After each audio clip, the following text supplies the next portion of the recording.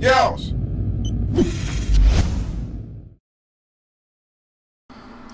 Hey, what's up everybody, it's Smasher and I'm bringing you a Battlefield 3 review today. So for those of you who aren't subscribers or have been following me for any length of time, I am an avid Battlefield fan and a Battlefield commentator. I've played many different versions of Battlefield. Typically, even now, I play on PC and on Xbox. And so I want you to know that ahead of time. I'm not some maniacal fanboy, and actually I consider this a pretty fair and balanced review. So with that being said, if you are a blind follower of DICE, why don't you go ahead and click out of this review right now, because what I have to say is probably not going to be to your liking. So let's start off with a single player campaign. The storyline fails to deliver a unique experience for a modern first-person shooter. It's a half-baked plot that bears too close of a resemblance to other shooters in the genre. It's sad to see a company that is capable of so much more put out a product like this. The storyline was bad, missions were predictable and boring, there was no excitement generated as there has been in previous iterations, the gameplay was cookie cutter, there are many hit detection issues and problems with AI, glitching, and being able to shoot through walls. Overall, the single player is subpar to what DICE has created in the past and is capable of creating now.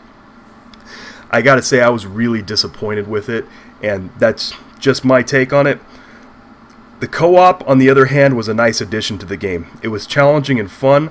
I thoroughly enjoyed the 6 missions and getting all the associated achievements. I hope that they drop some more via DLC in the upcoming future, because they were great. They're good fun, and if you haven't done them yet, I highly recommend them. There are also some lag issues when playing co-op, and I'm hoping that DICE patches that and addresses them with a future update. So that's single player and co-op. Now on to graphics. Graphics on the PC were utterly and completely amazing.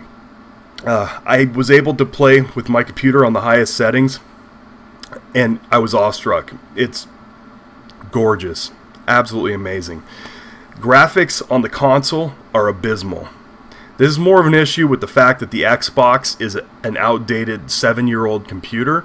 DICE is working with that system, but I really don't see that DICE put a whole lot of effort into the console version of this game, which is sad because that's the main market share of the people that are going to be buying this game.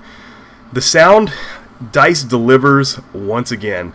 If there's one thing that DICE has always gotten right, it's the sound. Adjusting the sound options to war tapes and blasting your 5.1 will send some shivers straight through your body. Gun sounds and surrounding environments help create sound that's very immersive and overall a great experience. I highly recommend putting it on war tapes if you're not doing now. It's amazing. I used to run that on Bad Company 2 as well and just loved every second of it.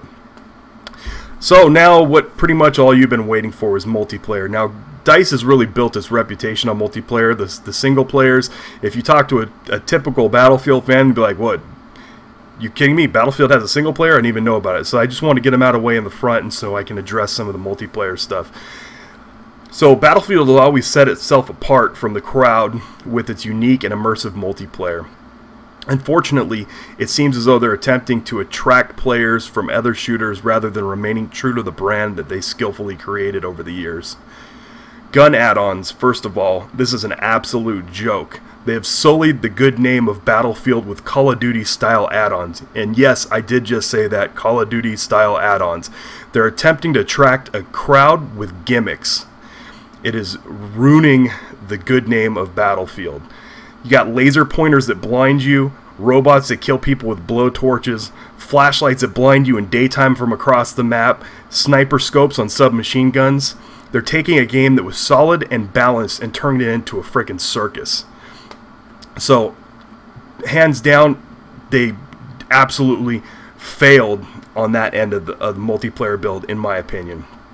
Destruction, DICE took a major step backwards in this category. The new Destruction is an absolute joke. They took an amazing concept and one that worked in Bad Company 2, and they moved it in the opposite direction. It seems to be nerfed even in comparison to Bad Company 2. Level design.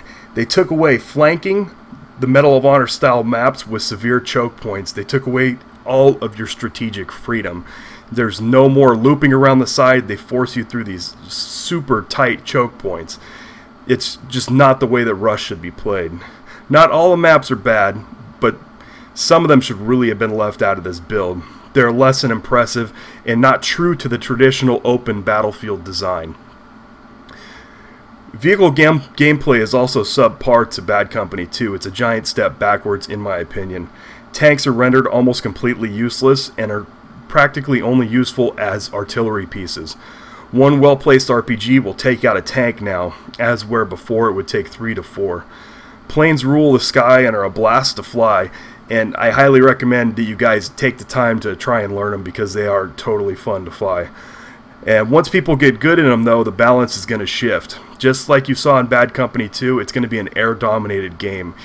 Helos are quite a bit more difficult to fly than in Bad Company 2, for me personally, but they're a valuable asset to those who can do it well. The addition of the AA tank is great, and you know, one of the gripes that I had with Battlefield over the years is the fact that the AA didn't damage people, and I'm like, why? It never made any sense to me. In this game, the AA tank, you can put in work on people, on vehicles, on anti-air, everything. And I'm very glad that they added that to this gameplay. It's a totally cool feature. Gameplay balance. I was really impressed with DICE's ability to balance the gun straight off the bat. Now, I know everything's not unlocked yet, and you know, I've got a good majority of the guns open already, and for the most part, everything in a class hits just about as hard and shoots relatively close in damage-wise. I haven't noticed a big difference. I'm still waiting for folks to pull out damage charts, and I'm sure somebody's going to do that in the relatively near future, and we'll be able to see actually what the damage is. But it seems really balanced, and I'm fairly impressed because Bad Company was not. There were guns that were glaringly better in the beginning than in Battlefield 3. So the spawning into servers is a big issue right now too as well, and I don't know if DICE is going to work some of this out. The next couple items I'm going to talk about are probably things that are going to be addressed with a patch, but at launch or a week after launch right now, I'm going to be talking about them because they are currently issues with the game. And for a game that relies on teamwork, it's sure hard to get into a game together. On Xbox, it seems as though there are not enough servers. You search for a server in a specific geographic area, but allows others from distant countries to join that server, which causes heinous lag.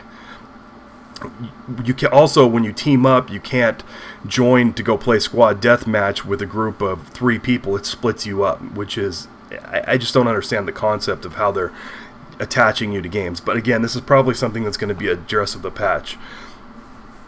So, despite its flaws, Battlefield delivers an immersive multiplayer experience that will deliver on levels that other games wish they could. I, for one, will be playing this for months to come. DICE has a rich history of creating amazing shooters. Although this is a good game, it's not the quality that DICE can produce. DICE put out a game that is subpar to the standard that they set for themselves. It seems though that the game was released 6 months before it should have been. This is a rough, unpolished version of what will be an excellent Battlefield game with some major updates. And I gotta add to that, you know, in the coming months, I'm sure this thing's going to be polished and it's going to be great, but, you know, if you're trying to pull fans away from other first-person shooters, you should have waited another few months, DICE, than to put this out now, because this thing's got more problems than driving a lot of fans away. But overall, I have faith that they're going to fix this stuff. It is overall a good game. I do recommend buying it if you haven't picked it up yet. And thanks everybody for listening and watching, and don't forget to subscribe.